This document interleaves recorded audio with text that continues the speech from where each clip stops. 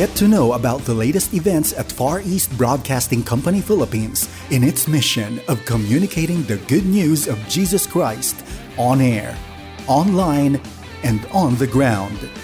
Here is Dan Andrew Cura for The President's Report.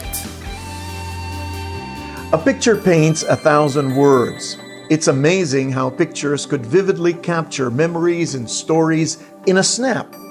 With 74 years from its airing, the history of FEBC Philippines has gathered timeless treasures in the form of photographs and testimonies. Today, I'd like to share with you some of our listener stories to see the bigger story of God's great love and continuing work to reconcile mankind to Himself. I'm your friend Dan Andrew, and this is The President's Report.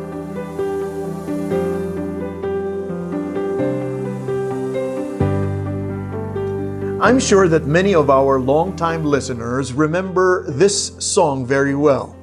Christ to the world by radio, making Him known across the land. This is FEBC's mission from its inception until today, 74 years later.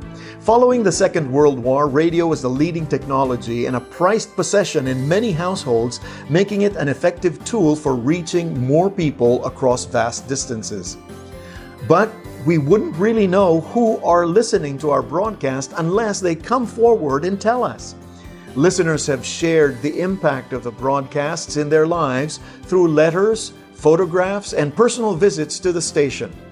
For our radio listeners to see some of these photos I'm sharing, check out the video version of this episode on FB or on our YouTube site. In the 1950s, a married couple, Mr. and Mrs. Para, were among the first listeners whom the FEBC staff had the opportunity to meet personally. The couple lived in Mindoro, where there were no Christians or missionaries at the time. But by God's grace, the radio broadcast of DZAS reached their island.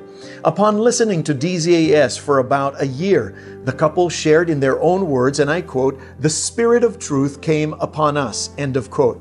Having made the decision to follow Christ, they wanted to be baptized. So they traveled all the way to FEBC in Caruhatan, Valenzuela to make arrangements.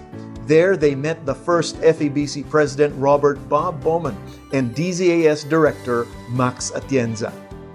Now, portable missionary or PM radios were distributed in many places where people otherwise had no radio.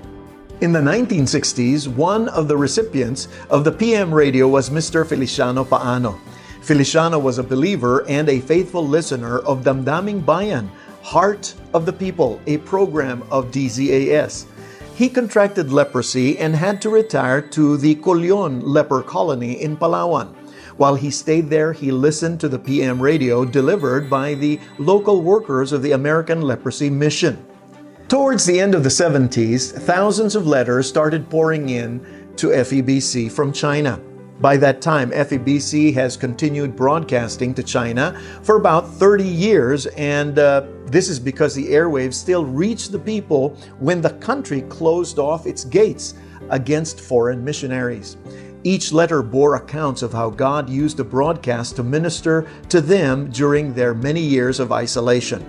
One of our favorite stories to share is about a Christian Chinese woman who showed a visitor to China her well-worn Bible, completely handwritten and sewn together by her grandmother, who had copied it down over the years through a dictation program over FEBC shortwave radio entitled The Bible at Dictation Speed. Now fast forward to the present millennium. From Christ to the World by radio, our mission was restated to communicating Christ in our world, on air, online, and on the ground. Radio is still our primary medium, but now with the internet, social media, and mobile applications, we are working not only to strengthen our broadcast facilities, but also our online presence and community involvement to help more people find a new life in Jesus Christ. Many among our listeners send their messages online.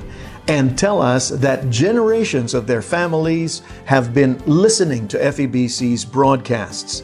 Each individual that comes forward with the story of hope, faith, and healing truly strengthen us as we press on with the work God has begun here at FEBC. Through comments under our live stream or testimonies about how the broadcast helped you in your spiritual journey, you can be used by the Lord to touch more hearts as well.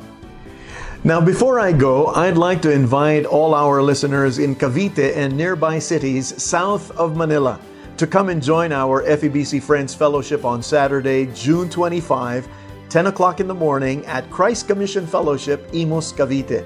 We highly encourage you to bring your family and friends, especially those who may be interested to know more about the work of FEBC.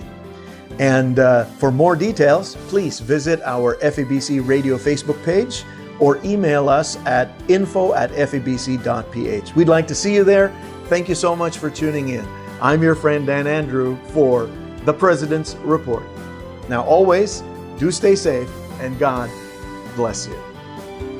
You've just heard The President's Report. If you would like to support the work of Far East Broadcasting Company Philippines, please visit our website, donatenow.febc.ph, or email us at info@febc.ph for your questions or suggestions.